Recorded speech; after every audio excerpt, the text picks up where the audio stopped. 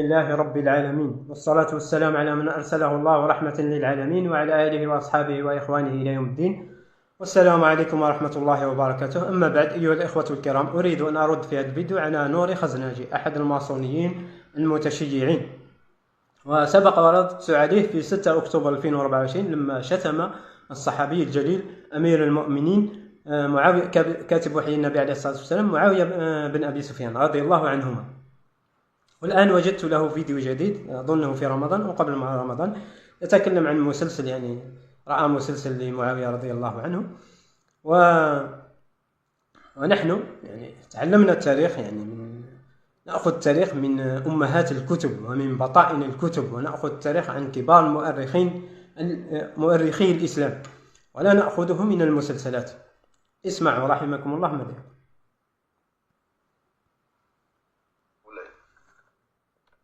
قال لك لا، معركة الأحاديث هو اللي أطلق، هو اللي بدأ حرب الأحاديث.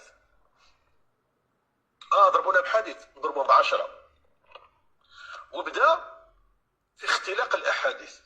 رواه عن أبو هريرة، من بعد كي جا لم الأحاديث تاع عن. إذا حرب الأحاديث شنو هي الشرعية السنية. دخلت الأمة فيما يسمى الشرعية السنية. أحاديث نبوية شكون تقول؟ فئة علي هي المنتصرة أم فئة معاوية؟ ودخلنا في التلفيق في الأحاديث، كل واحد يختار أحاديث اللي عندنا. جماعة علي ملتزمين، ما يترافيكيو وما والو، ما يروحوش يلفقوا أحاديث لم يقولها الرسول صلى الله عليه وسلم.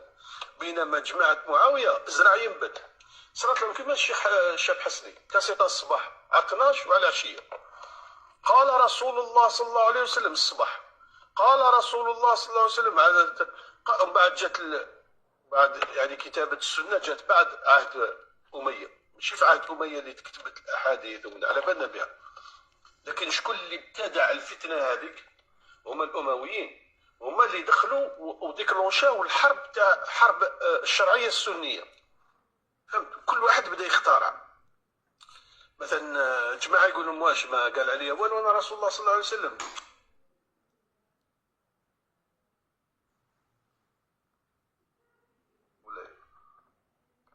قال لك لا، معركة الأحاديث هو اللي أطلق، هو اللي بدأ حرب الأحاديث. ضربونا بحديث، ضربونا ب10، وبدأ في اختلاق الأحاديث. رواه عن أبو هريرة، من بعد كي جا لم الأحاديث تاع عن. إذا حرب الأحاديث سمعتم يقول بلسانه الشرعية السنية، أي أنه شيعي متشيع، ويقول بأن أبا هريرة لما جاء جمع هذه الأحاديث. وأبا هريرة رضي الله عنه أيها الجاهل الشيعي، أبا هريرة هو خادم النبي عليه الصلاة والسلام، وتربى في بيت النبي عليه الصلاة والسلام، وتعلم من النبي عليه الصلاة والسلام. من الذي أطلق عليه اسم أبا هريرة أيها الجاهل؟ أليس النبي عليه الصلاة والسلام؟ اكملوا الفيديو رحمكم الله. هي الشرعية السنية. دخلت الأمة فيما يسمى الشرعية السنية. أحاديث نبوية شكون تقول؟ فئة علي هي المنتصرة أم فئة معاوية؟ ودخلنا في التلفيق في الأحاديث، كل واحد يختار أحاديث اللي عندنا. جماعة علي ملتزمين، ما يترافيكيو وما والو، ما يروحوش يلفقوا أحاديث لم يقولها الرسول صلى الله عليه وسلم. بينما جماعة معاوية زرع ينبت، صارت لهم كيما الشيخ الشاب حسني، كاسيطة الصباح على 12 وعلى العشية. قال رسول الله صلى الله عليه وسلم الصباح، قال رسول الله صلى الله عليه وسلم. بعد جات بعد كتابة السنة جات بعد عهد أمية، ماشي في عهد أمية اللي تكتبت الأحاديث ومن على بالنا بها. لكن شكون اللي ابتدع الفتنة هذيك؟ هما الأمويين، هما اللي دخلوا وديكلونشاو الحرب تاع حرب الشرعية السنية. فهمت؟ كل واحد بدأ يختارها. مثلا جماعة يقولوا مواش ما قال عليا والو أنا رسول الله صلى الله عليه وسلم. سمعتم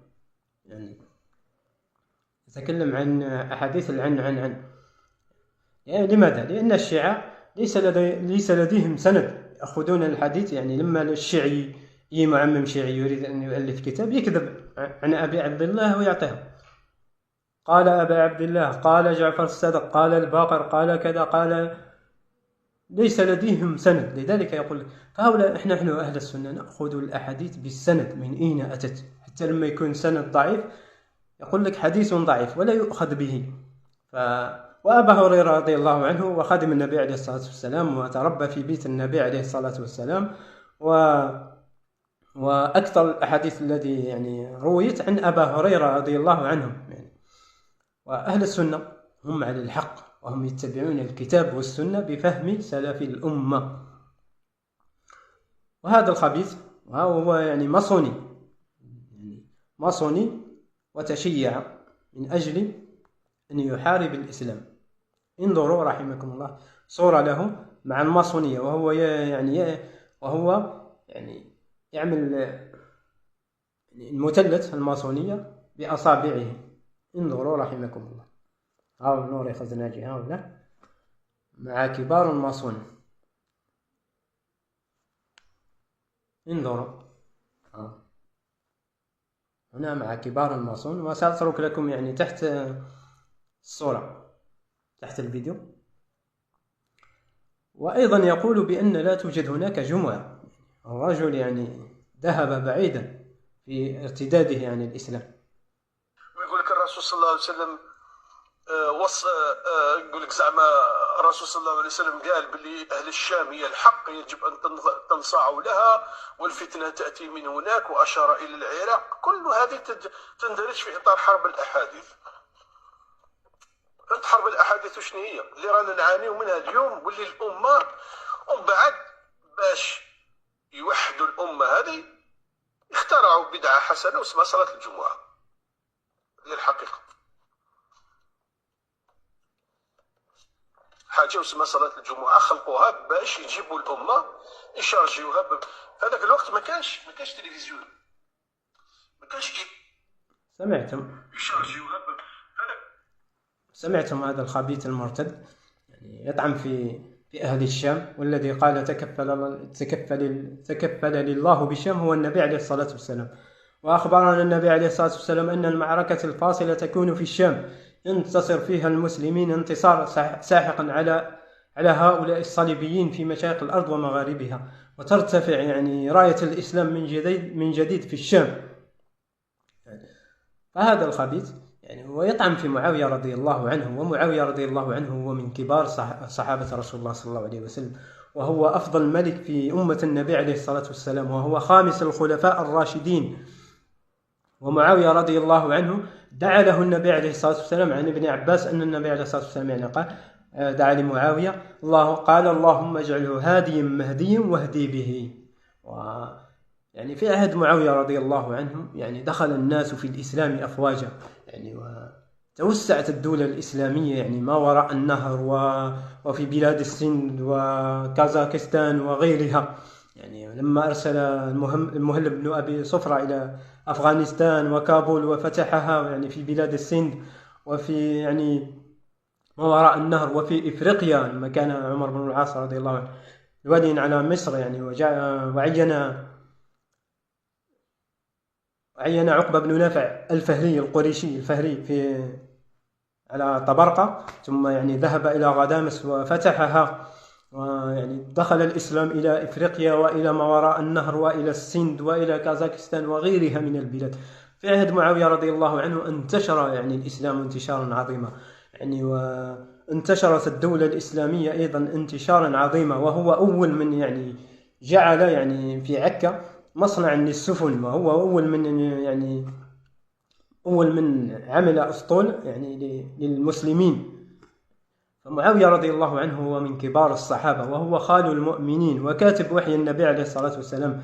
يعني الكثير من الصحابة ما كان لهم هذا الشرف أنه يكون كاتب وحي. خير أنبياء الله وخير المرسلين النبي عليه الصلاة والسلام. كان معاوية رضي الله عنه يجلس ويكتب وحي النبي عليه الصلاة والسلام، ومات رسول الله صلى الله عليه وسلم وهو راض عنه. ومعاوية رضي الله عنه يعني أخته زوج النبي عليه الصلاة والسلام أم حبيبة رملة بنت أبي سفيان رضي الله عنه، هي يعني أم المؤمنين أم حبيبة رملة هي زوج النبي عليه الصلاة والسلام وأخت معاوية أمير المؤمنين يعني. فهؤلاء يطعنون في إصهار النبي عليه الصلاة والسلام، في الأقارب من النبي عليه الصلاة والسلام يطعنون في معاوية من أجل أن يطعنوا في النبي عليه الصلاة والسلام، كما قال الإمام مالك رحمه الله: قوم أرادوا أن يطعنوا في النبي عليه الصلاة والسلام فما تمكنوا فطعنوا في أصحابه. سيقال صاحب سوء اتخذ أصحابه أصحاب سوء. وكما قال المعتزلة لما سألوهم: لماذا تطعنون في الناقل؟ قالوا: نحن نطعن في الناقل فإذا سقط الناقل سقط المنقول. فهؤلاء يريدون أن يطعنوا في أصحاب النبي عليه الصلاة والسلام من أجل أن يقدحوا في النبي عليه الصلاة والسلام. فهؤلاء الخبثاء الشيعة والمتشيعين، هذا نوري خزناجي الماسوني الذي كان ماسوني ثم تشيع وأصبح يتكلم بلسان الشيعة. حتى لما يتكلم عن الجمعة: من الذي صلى الناس بالجمعة؟ صلى الناس يوم الجمعة، من الذي فرض هذه الجمعة؟ والله عز وجل: إذا نودي للصلاة من يوم الجمعة فاسعوا إلى ذكر الله وذروا البيع لعلكم وإذا رأوا تجارة أو لهوا انفضوا إليها وتركوك قائمة قل ما عند الله خير من اللهو ومن التجارة والله خير الرازقين. هذه آية صورة كاملة باسم صورة الجمعة. تريد أنت أن تقول أن الجمعة بدعة؟ هذا الخبيث الذي فرض الجمعة هو الله عز وجل، والذي صلى بالصحابة الجمعة هو النبي عليه الصلاة والسلام. وكان صلاة الجمعة مثل صلاة العيد، يخطب النبي عليه الصلاة والسلام ثم يصلي بهم ركعتين. فلما كان بعض الصحابة يسمعون القوافل تأتي فينفضوا في الخطبة، كان يصلي بهم النبي عليه الصلاة والسلام يصلي بهم مثل صلاة العيد، يصلي بهم ركعتين ثم يقوم خطيبا. لما الصحابة بعض الصحابة لما كانوا يسمعوا القوافل تأتي، لما يصلوا الصلاة ويكون في الخطبة ينفضوا روحوا يشوفوا التجارة. فأنزل الله هذه السورة. وبعد ذلك النبي عليه الصلاة والسلام أصبح يخطب خطبة الجمعة ثم يصلي الجمعة. كانت صلاة الجمعة مثل العيد، مثل صلاة العيدين، النبي عليه الصلاة والسلام يصلي بهم ثم يقوم خطيب. بعد ذلك النبي عليه الصلاة والسلام أصبح يخطب بهم، يقوم خطيبا ثم يصلي صلاة الجمعة، والذي فرضها هو الله عز وجل، والذي صلى بالصحابة صلاة الجمعة هو النبي عليه الصلاة والسلام. هذا الماسوني المتشيع الخبيث يطعن في أصحاب النبي عليه الصلاة والسلام ويقول أصحاب معاوية، ومعاوية رضي الله عنه هو من كبار الصحابة، وهو كاتب وحي النبي عليه الصلاة والسلام، ورضي الله عنه وعن أمهات المؤمنين جميعا وعن الصحابة رضي الله عنهم جميعا، وهم إخوة وهم أصحاب. وهؤلاء الماسون والشيعة هم أعداء الإسلام والمسلمين. وأمهات المؤمنين ومعاوية رضي الله عنه والصحابة فوق رؤوسنا، وهؤلاء المتشيعين والماسونيين هم تحت أقدامنا ولا قيمة لهم. وقبح الله وجوهكم ورد الله كيدكم، وأسأل الله العظيم رب العرش العظيم أن يقسم ظهرك يا نوري المالك نوري خزناجي، ومن معك ومن دفع لك الأموال من أجل أن تتقول على أصحاب النبي عليه الصلاة والسلام. والسلام عليكم ورحمة الله وبركاته.